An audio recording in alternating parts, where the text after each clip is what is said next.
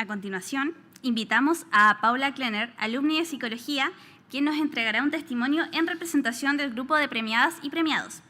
Paula ha trabajado en el Ministerio del Interior, en la implementación de políticas públicas para asegurar el derecho a la educación de niños, niñas y adolescentes migrantes. Luego, en la UNESCO, ha trabajado en Chile, Francia y Ucrania, en el sector de educación para garantizar la continuidad educativa en contextos de crisis prolongadas. Actualmente ejerce como National Education Officer en UNESCO. Invitamos a Paula.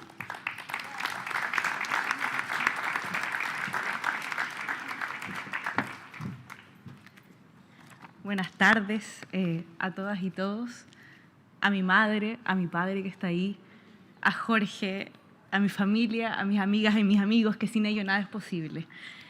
Buenas tardes también a los colegas de la Escuela de Psicología, a los funcionarias y funcionarios de la universidad, a mis colegas premiados y premiadas, a los docentes y las docentes de la universidad, y me perdonan que haya hecho los vocativos en cualquier orden, pero voy a darme ese lujo el día de hoy.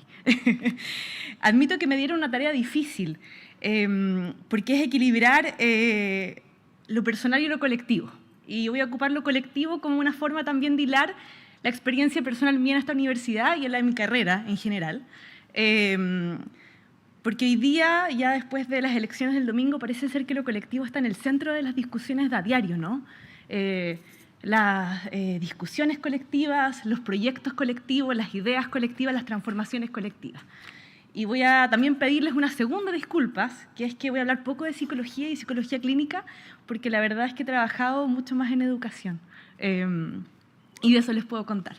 Y vi a muchos colegas ahí, pedagogos, trabajando en establecimientos educacionales, así que me llena de orgullo poder compartir un poquito al menos esa conexión.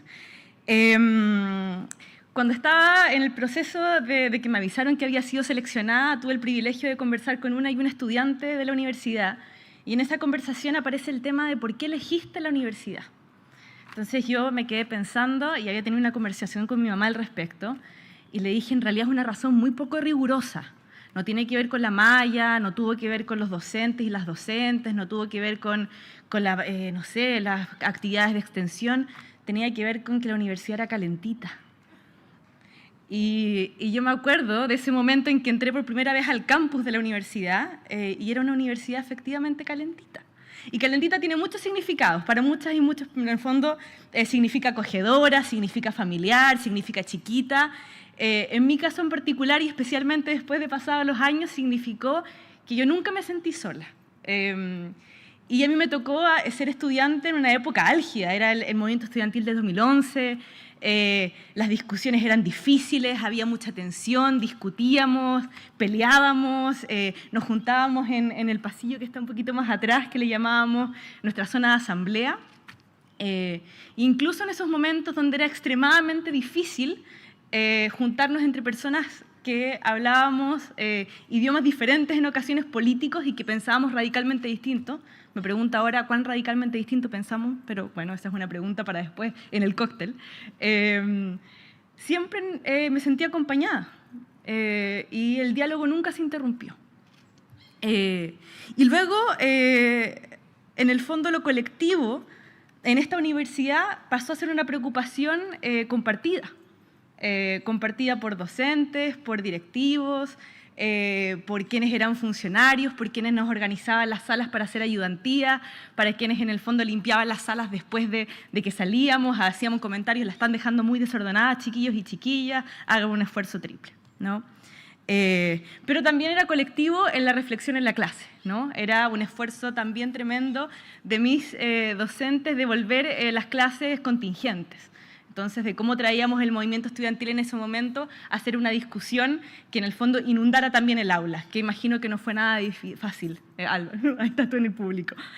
Y luego en el paso por mis diferentes trabajos tuve el placer de tener mentoras, y hay una que me está escuchando online, que es Mary Wynne Delaney, así que le mando un abrazo enorme, que me abrieron el camino de la educación y me dijeron, dentro de sus mensajes muy implícitos en la UNESCO, es: la educación tiene la capacidad no solo de proteger, sino de transformar vidas.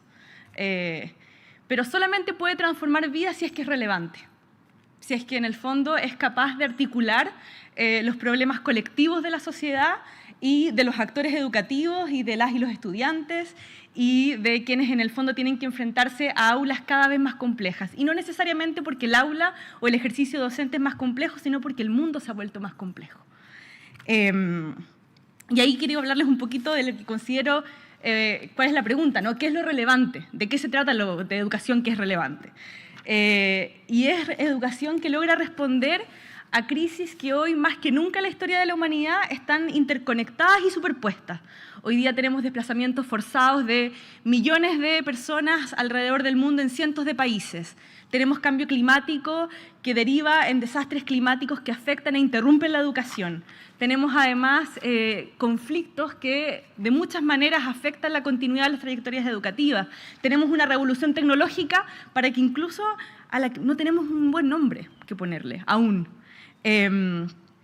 Y tenemos además la pandemia que interrumpió la trayectoria educativa de millones de estudiantes alrededor de todo el mundo.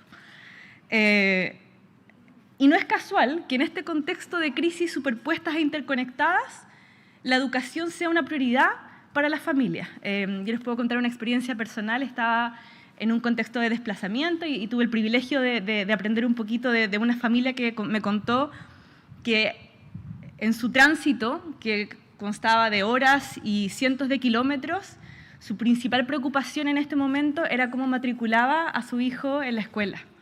Y eso no es casual. Y los docentes y las docentes que están acá en el público tienen pistas de por qué. Es porque en contextos de incertidumbre, en contextos críticos, la educación tiene la capacidad de mantenernos juntitos y juntitas, pero además de articular nuevamente lo colectivo. En contextos de horror inimaginable, como en la guerra, pero también en contextos de incertidumbre política, donde discutimos mucho en casa, en la calle y también en los espacios políticos, la educación tiene la capacidad de mantenernos en lo colectivo, ¿no? Y yo he sido muy privilegiada en este contexto que suena desesperanzador, el que les acabo de relatar. He tenido la oportunidad de trabajar en espacios muy diversos a nivel regional con los países de América Latina y el Caribe, a nivel global, en la sede de la UNESCO en Francia, en un contexto de conflicto como fue Ucrania, como sigue siendo Ucrania, y ahora en Chile. Y he sido testigo de acciones que revolucionan la educación. Entonces, a pesar de un contexto desesperanzador y un contexto que le llamamos de crisis múltiples y superpuestas, la educación sigue siendo revolucionaria. He tenido el privilegio de ver a funcionarios públicos que han hecho de su misión personal, no profesional, garantizar que niños y niñas migrantes accedan al sistema educativo sin restricciones, y no solo matrículas, me refiero a la educación como derecho fundamental en todos sus elementos complementarios, en todos sus elementos habilitadores. He tenido el privilegio de ver a instituciones de la sociedad civil que cambian completamente sus mandatos para atender a las necesidades de una población completa que vive horrores inimaginables. Entonces decide cambiar y dedicarse a la salud mental. He sido testigo de docentes y directivos que logran financiamiento para cambiar la infraestructura de sus escuelas de forma autogestionada porque saben que viene la inundación y tienen completa conciencia de que esa inundación viene por cambio climático y que solo va a ser peor. Y he tenido además últimamente la experiencia de escuchar a docentes que dicen: yo ya no enseño el currículo escolar, cosa que en nuestro país es como un sacrilegio decir eso en público, ¿no? Que desechan el currículo escolar para enseñar cómo mediar conflictos que atraviesan nuestras comunidades. Y eso es un gran privilegio para mí. Y estos esfuerzos son solo posibles cuando la educación es un proyecto colectivo y cuando la educación es relevante.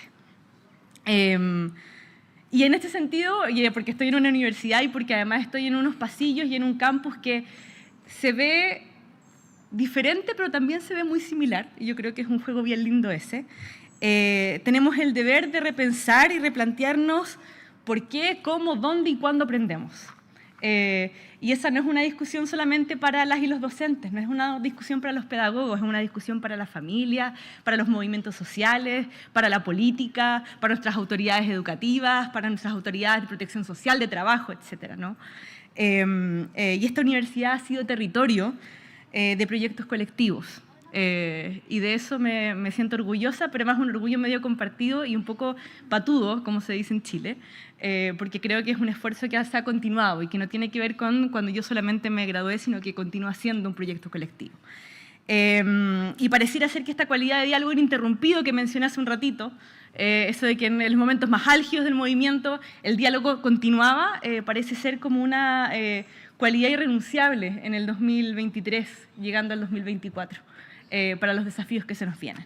Y me voy a tomar una libertad muy patuda nuevamente de felicitar, porque creo que este desafío que he mencionado yo, de este mundo actual, lo viven las premiadas y los premiados diariamente en sus acciones. Así que muchísimas gracias por darme la oportunidad de estar aquí el día de hoy. Un aplauso para ustedes.